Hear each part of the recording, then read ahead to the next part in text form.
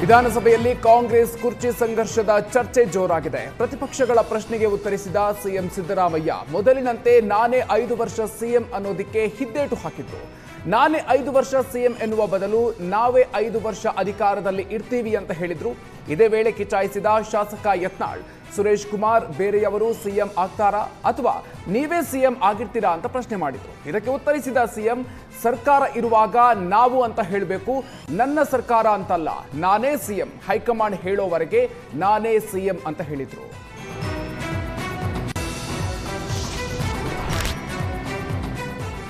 ಇನ್ನು ಕಾಂಗ್ರೆಸ್ ನಾಯಕರಿಂದಲೇ ಕಾಂಗ್ರೆಸ್ನಲ್ಲಿ ಮತ್ತೊಮ್ಮೆ ಅನುದಾನ ಕದನ ಭುಗಿಲೆದ್ದಿದೆ. ಕೆಎನ್ ರಾಜಣ್ಣ ಕ್ಷೇತ್ರಕ್ಕೆ 100 ಕೋಟಿ ಕೊಟ್ಟಿದ್ದನ್ನ ಡಿಸಿಎಂ ಆಪ್ತ ಕುಣಿಗಲ್ ರಂಗನಾಥ್ ಪ್ರಶ್ನೆ ಮಾಡಿದ್ದಾರೆ.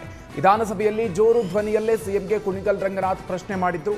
ಮಧುಗಿರಿ ಕ್ಷೇತ್ರಕ್ಕೆ ನೀವು 100 ಕೋಟಿ ರೂಪಾಯಿ ಅನುದಾನವನ್ನ ಕೊಡ್ತೀರಾ, ನನ್ನ ಕ್ಷೇತ್ರಕ್ಕೆ ಯಾಕೆ ಅನುದಾನ ಕೊಡ್ತಿಲ್ಲ ಅಂತ ಕೇಳಿದ್ರು. ಇದಕ್ಕೆ ಉತ್ತರಿಸಿದ ಸಿಎಂ, ಅನುದಾನ ಹೆಚ್ಚು ಕಡಿಮೆ ಆದ್ರೆ ಪರಿಶೀಲಿಸೋಣ ಅಂತ ಹೇಳಿದ್ರು.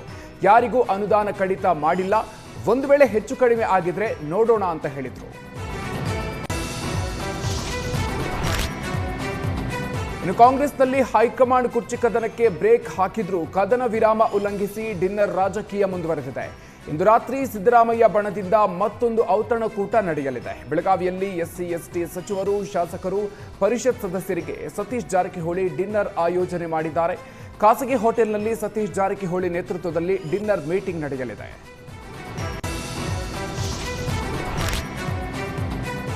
ಚಿತ್ರದುರ್ಗದ ರೇಣುಕಾಸ್ವಾಮಿ ಕೊಲೆ ಪ್ರಕರಣದಲ್ಲಿ ಜೈಲು ಸೇರಿರುವ ದರ್ಶನ್ ಗ್ಯಾಂಗ್ಗೆ ವಿಚಾರಣೆ ಬಿಸಿ ಎದುರಾಗಿದೆ. ನಾಳೆಯಿಂದ ದರ್ಶನ್ ಸೇರಿದಂತೆ 17 ಆರೋಪಿಗಳ ವಿಚಾರಣೆ ನಡೆಯಲಿದೆ. ನಾಳೆಯಿಂದ ಕೋರ್ಟ್ನಲ್ಲಿ ಟ್ರಯಲ್ ಆರಂಭ ಆಗಲಿದ್ದು ರೇಣುಕಾಸ್ವಾಮಿ ಪೋಷಕರು ಹಾಜರಾಗಲಿದ್ದಾರೆ.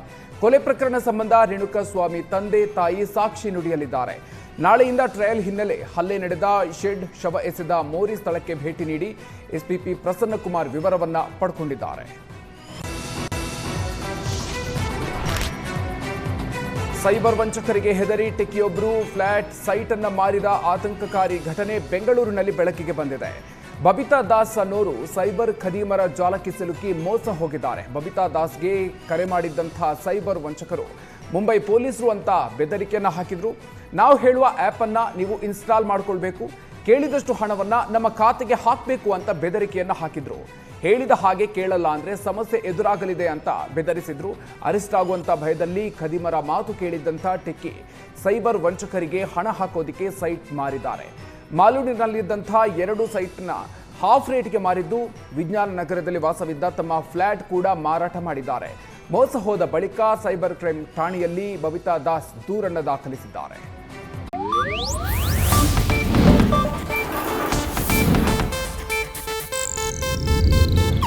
ಇದು ಏಷ್ಯಾನೆಟ್ ನ್ಯೂಸ್ ನೆಟ್ವರ್ಕ್ ಪ್ರಸ್ತುತಿ.